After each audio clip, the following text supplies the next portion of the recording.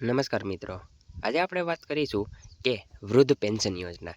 આ વૃદ્ધ પેન્શન યોજના શું છે તે અને કેટલા વર્ષના લોકોને મળશે લાભ. જે છે કેટલા વર્ષના લોકોને તે વૃદ્ધ પેન્શન યોજના જે આપવામાં આવે છે તેની વાત કરીશું, અને જે વૃદ્ધ જ લોકો છે તેને કેટલા રૂપિયા મળશે તે વિડીયોમાં વાત કરીશું. અને ફોર્મ ક્યાં ભરવાનું રહેશે, તમારે આ ફોર્મ ઓનલાઈન ભરવાનું રહેશે કે ઓફલાઈન ભરવાનું રહેશે, કઈ જગ્યાએ ભરવાનું રહેશે તેની વાત કરીએ.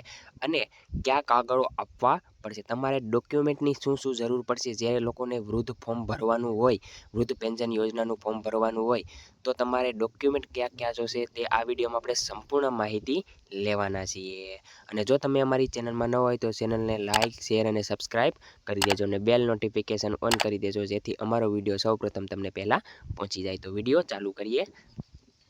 વાત કરીએ તો ગુજરાતમાં વૃદ્ધ પેન્શન યોજના માટે મુખ્યત્વે નિરાધન વૃદ્ધ સહાય યોજના અને ઇન્દિરા ગાંધી રાષ્ટ્રીય વૃદ્ધ પેન્શન યોજના જેવી યોજનાઓ હાલે છે. હાલ ગુજરાતમાં સરકારની સત્તાવાર માહિતી મુજબ મુખ્ય વિગતો આ પ્રમાણે છે. જો વાત કરીએ તો ગુજરાતમાં વૃદ્ધ પેન્શન માટે બે મુખ્યત્વે યોજના ચાલુ છે. એક નિરાધાર વૃદ્ધ સહાય યોજના ચાલુ છે, બીજું જે છે તે ઇન્દિરા ગાંધી રાષ્ટ્રીય વૃદ્ધ પેન્શન યોજના છે. આ કઈ યોજનામાંથી આપણને કેટલા પૈસા મળશે તેની વાત કરીએ આગળ. તો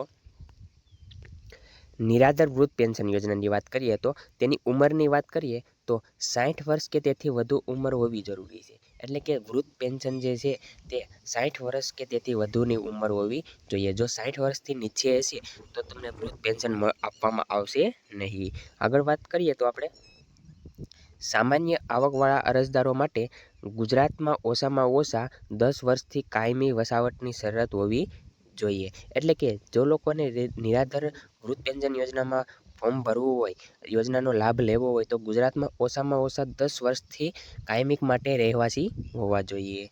વાર્ષિક આવક ગ્રામ્ય વિસ્તારમાં 1,20,000 સુધીની અને શહેરી વિસ્તારમાં 1,50,000 સુધીની હોવી જોઈએ. એટલે કે તમારે જે નિરાધન વૃદ્ધ પેન્શન યોજના જે છે તેમાં તમે ગામ વિસ્તારમાં રહો છો તો 1,20,000 રૂપિયાની આવક હોવી જોઈએ, અને શહેરી વિસ્તારમાં 1,50,000ની હોવી જોઈએ. અરજદાર BPL યાદીમાં 0 થી 20 સ્કોરમાં હોય તો પણ પાત્રતા થઈ શકે છે. એટલે કે તમારું BPL જે રેશન કાર્ડ છે તેમાં તમારે 0 થી 20ના નંબરના સ્કોરમાં હોય તો પણ તમે પાત્રતા મેળવી શકો છો. આગળ વાત કરીએ તો કેટલા રૂપિયા મળશે. વાત કરીએ આપણે તો ઉંમરની અને માસિક સહાયની વાત કરીએ તો 60 વર્ષથી 69 વર્ષ સુધીના વ્યક્તિ જે વૃદ્ધ છે તેને 1,000 રૂપિયા સહાય આપવામાં આવશે. અને વાત કરીએ તો 80 વર્ષ કે તેથી વધુ જે વ્યક્તિ છે તેને 1,250 રૂપિયા માસિક આપવામાં આવશે. એટલે કે મહિનાની અંદર જે 60 થી 69 વર્ષ છે તેને 1,000 રૂપિયા આપવામાં આવશે મહિને, અને 80 વર્ષ કે તેથી વધુ છે તેને 1,250 આપવામાં આવશે. સહાય DBT દ્વારા સીધી બેંક ખાતા અથવા પોસ્ટ ઓફિસના ખાતામાં જમા થશે. આ જે પૈસા જે છે તે વૃદ્ધ પેન્શન જે યોજના જે છે તે ડાયરેક્ટ બેંક ખાતામાં જમા થશે, અથવા તમારું જે નજીકનું પોસ્ટ ઓફિસ જે છે તેમાં પણ બેંકમાં જમા થશે. આગળ વાત કરીએ તો આપણે કયા ડોક્યુમેન્ટની જરૂર પડશે. આ તમારે જો વૃદ્ધ પેન્શન યોજના માટે ડોક્યુમેન્ટની ક્યાં જરૂર પડશે, તો આવક આધારે અરજી હોય તો, જો આવકના આધારે અરજી કરી હોય તો ઉંમરનો દાખલો અથવા સ્કૂલ લર્નિંગ સર્ટિફિકેટ અથવા ડૉક્ટરનું ઉંમરનું પ્રમાણપત્ર. એટલે કે આ ત્રણમાંથી તમે કોઈ પણ એક વસ્તુ દઈ શકો છો. બીજું વાત કરીએ તો આવકનો દાખલો હોવો જરૂરી છે તમારી પાસે, આધાર કાર્ડ હોવું જરૂરી છે, બેંક પાસબુક અથવા પોસ્ટ ઓફિસ ખાતાની વિગતો હોવી જોઈએ. તમારું કોઈ પણ બેંકમાં ખાતું હોય તો પણ ચાલશે, અને જો પોસ્ટ ઓફિસમાં ખાતું હોય તો પણ એ ચાલશે. રેશન કાર્ડ હોવું જરૂરી છે, અને 21 વર્ષથી મોટો પુત્ર ન હોવાનું અંગેનું પ્રમાણપત્ર, દિવ્યાંગતા હોય તો દિવ્યાંગતાનું પ્રમાણપત્ર આપવું જોશે. એટલે કે તમારો પુત્ર જે છે તે 21 વર્ષથી મોટો પુત્ર ન હોવો જોઈએ, અંગેનું પ્રમાણપત્ર આપવાનું રહેશે. આગળ આપણે વાત કરીએ તો BPL હેઠળ અરજી હોય તો, જો તમારું BPL હેઠળ અરજી હોય તો શું કરવું, તો ઉંમરનો દાખલો આપવાનો રહેશે, BPLમાં 0 થી 20 સ્કોરનું પ્રમાણપત્ર આપવાનું રહેશે, આધાર કાર્ડ આપવાનું રહેશે, બેંક પોસ્ટ ઓફિસના ખાતાની વિગતો આપવાની રહેશે, અને જે સહેલું છે તે રેશન કાર્ડ આપવાનું રહેશે. આગળ વાત કરીએ તો ફોર્મ કયા જગ્યાએ ભરવાનું. તમારે આ ફોર્મ જે છે તે કઈ જગ્યાએ ભરવાનું તમે નીચેની જગ્યાએ અરજી કરી શકો છો.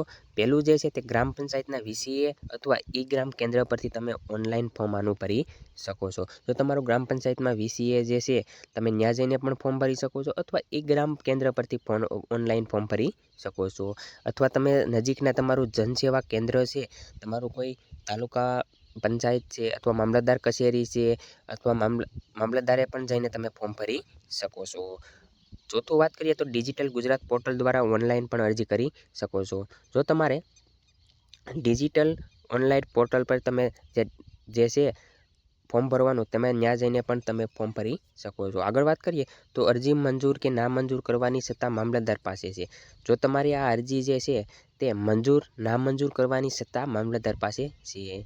અરજીની નામંજૂર થાય તો 60 દિવસ પ્રાંત અધિકારી પાસેથી અપીલ કરી શકાય છે. જો તમારી અરજી નામંજૂર થાય તો તમે અરજી જે છે તે 60 દિવસની અંદર પ્રાંત અધિકારી પાસેથી અપીલ કરી શકો છો. આ મિત્રો હતું આપણે વૃદ્ધ પેન્શન યોજના. જો મિત્રો તમને વિડીયો પસંદ આવ્યો એક ચેનલને સબસ્ક્રાઈબ કરી દેજો અને વિડીયોને બને તેટલો શેર કરી દેજો જેથી બધા વૃદ્ધને ખબર પડે કે આ વૃદ્ધ પેન્શન યોજના ચાલુ છે. જય હિન્દ, જય ભારત.